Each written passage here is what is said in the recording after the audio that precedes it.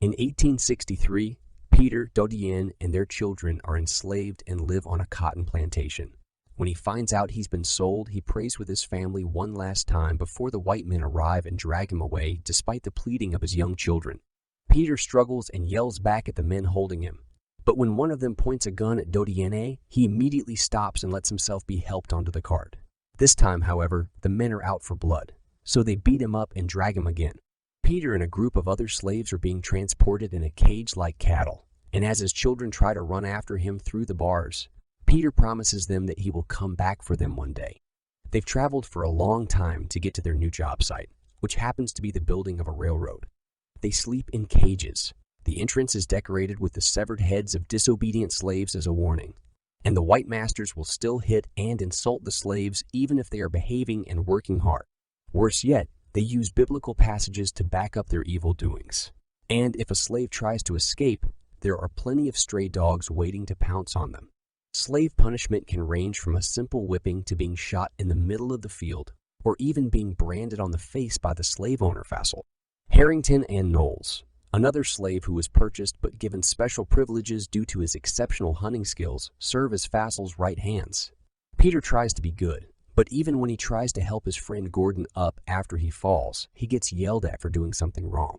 One night after the slaves have been sent back to their cage, they are forced to watch as John, wiggling in pain from his branded cheek, is thrown inside. Slave Tomas is shaking with fear, but Peter tries to calm him down by telling him to think of his family and friends and that this is just work. He also offers the assurance of God's watchful eye, but John brushes this off as nonsense because he knows there is no God who has their best interests at heart.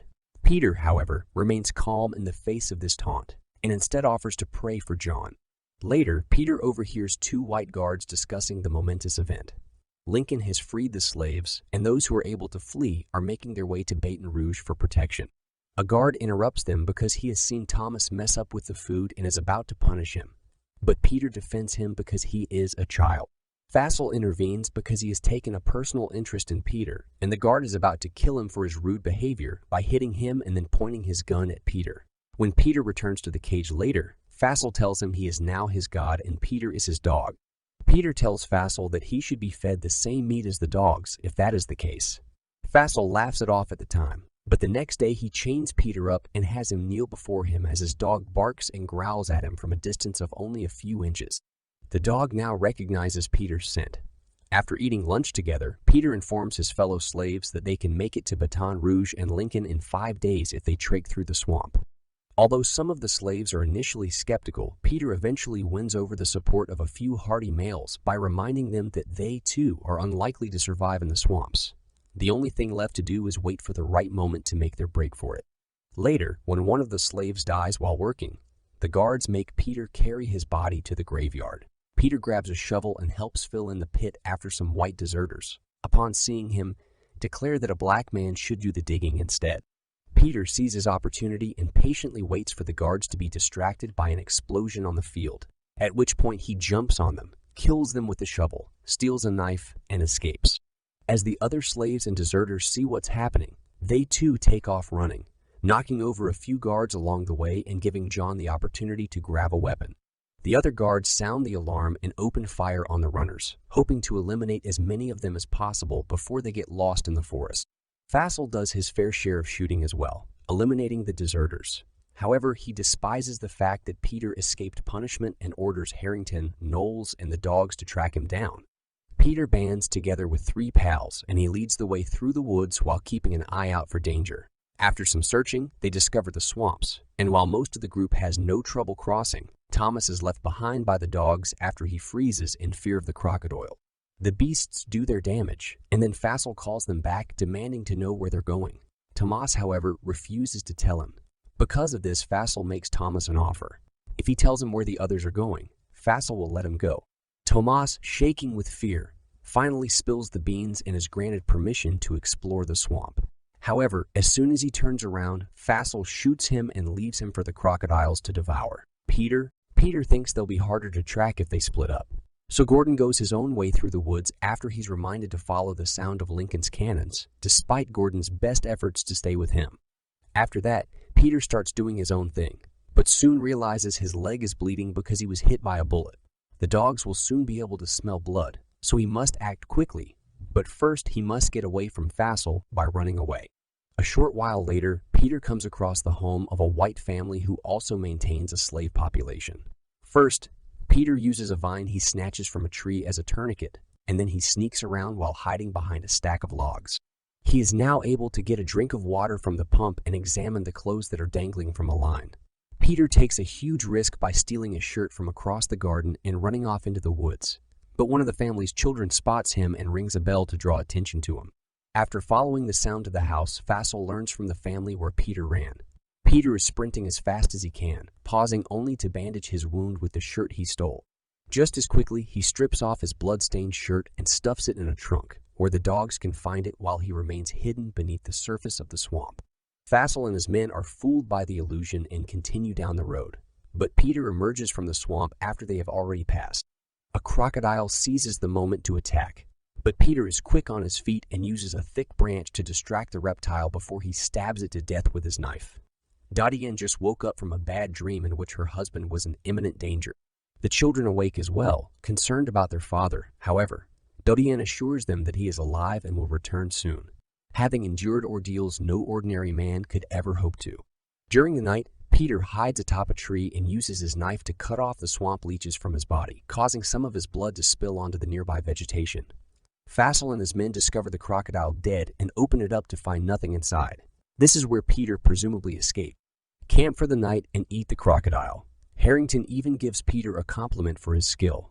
As soon as he does, Fassel scolds him, reminding him of a lesson he learned from his father. If you give black people even a little, they'll want more and take things like your job and your land. Peter keeps running the next day, covered in mud and animal feces, to mask his scent and attract fewer flies. He prays to his Lord and thinks of his loved ones whenever he has to cross a swamp, which helps him overcome his natural apprehension of swamp creatures. Fassel divides his party up to cover more ground, but luckily Peter stumbles upon an abandoned treehouse with fresh water and some leftover food. Peter also finds hot coals, which he uses to cauterize the wound on his leg with a heated knife. Then he places the coals on the empty bucket and climbs a tree to throw the smoke at a beehive, which drives the bees away and allows Peter to steal some honey. Fassel spots the smoke and rides in its direction, but Peter has already left. Peter jumps into the boat and sails away while he savors the honey, all while carefully pushing the snake out of the treehouse's boat with a branch. Meanwhile, Dodienne's master approaches her and informs her that he has sold her and that she will be leaving in 2 days. But she can't take her kids with her because her new master plans to marry her off to one of his servants. Dodienne is devastated by the news, but insists on staying in this house until her husband returns, so she makes a drastic decision to keep from being sold. She walks over to a cotton-making machine and puts her hand inside it, acting as if she were accidentally caught in the machine. When Fassel returns, he follows his dog's nose to the treehouse and follows Peter's trail across the river.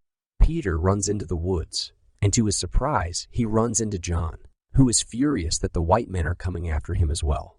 Even though Peter insists he's not being followed and shows John how to mask his scent, John doesn't listen to him and they resume their flight. Seconds later, they hear the dogs barking and run for cover. Peter ducks into an empty trunk and John ascends to the highest branch of a nearby tree. John is easily located by Fassel and his men thanks to the dog's ability to track his scent. Fassel shoots John to make him fall, and then he violently demands information about Peter from John, but John still won't talk. Fassel decides to remove his head and send it back to camp via Harrington and Knowles as a message. Peter prays for John's soul while closing his eyes to prevent himself from seeing his friend die. Peter waits a few hours to get away from Fassel, but when it starts to rain, he decides to come out of the trunk and finds out how they killed John. Despite his heavy heart, he pushes on until he comes across a group of horses, one of which is on fire, running away. Peter goes in the same direction and finds a plantation home. But the place is on fire and all the white people are dead. It seems the slaves here also heard the news from Lincoln and decided to take matters into their own hands. Peter, knife in hand just in case, enters the house and cautiously explores the rooms until he comes across the dining table, at which point he abandons all restraint and dives headfirst into the food and wine. He keeps going until he hears a strange sound coming from the second floor, and he investigates it until he finds a girl playing the harp as she dies. Peter rushes to her side, carries her outside where he sets her down on a table, and then goes in search of water. But the girl is scared and insists that he stay, so she gives him her cross pendant and says a prayer promising that God is with her. To avoid being shot, Peter must drop the knife and move away from the girl because he is too preoccupied with the conversation to notice Harrington's approach until it is too late. Peter is so distraught that he turns around, stabs Harrington to death with the cross, and leaves the girl to die. Knowles arrives at the same time, but Peter quickly comes up with a plan to use Harrington's gun to kill Knowles. Peter labels Knowles the worst kind and abandons him to his death despite Knowles' attempts to convince him that Fassel would welcome someone who is capable of killing a crocodile into his ranks.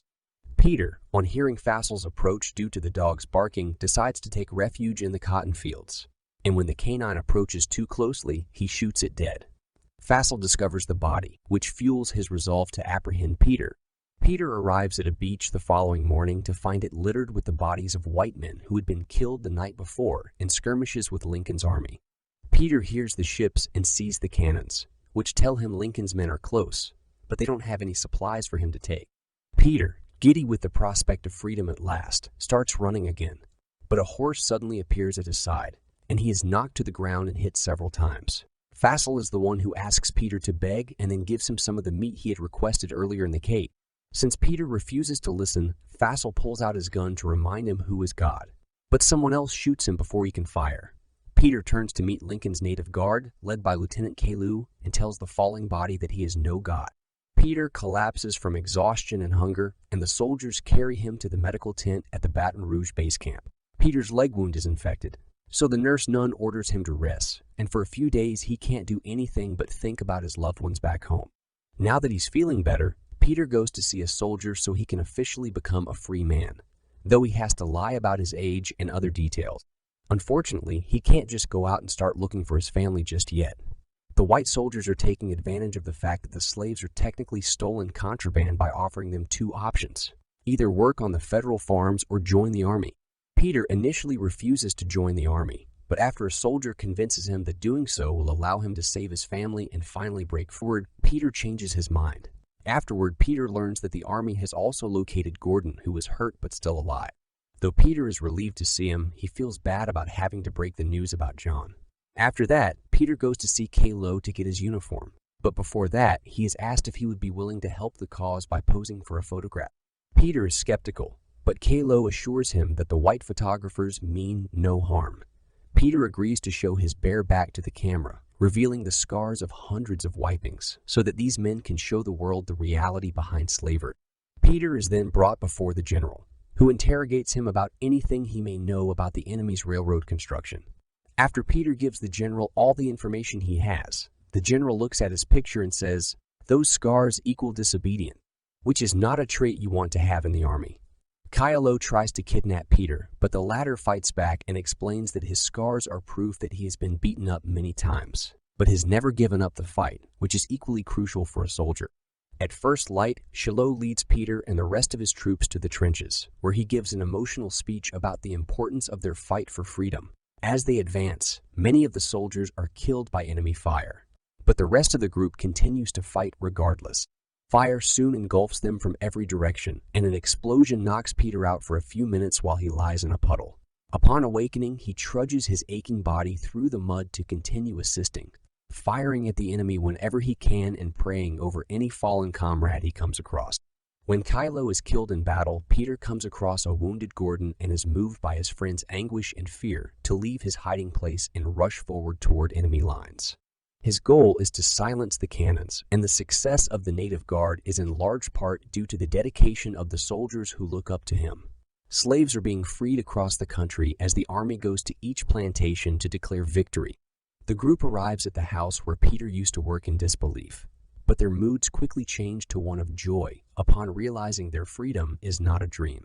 After witnessing the execution of his former master by the hands of justice, Peter begins searching for his family and comes close to losing it when he can't find them. When he starts praying silently to himself, however, he looks to his side and follows God's nudge until he reaches his house and is greeted by his wife and children with a rousing embrace. The original Peter photo went viral around the world and became an instant classic.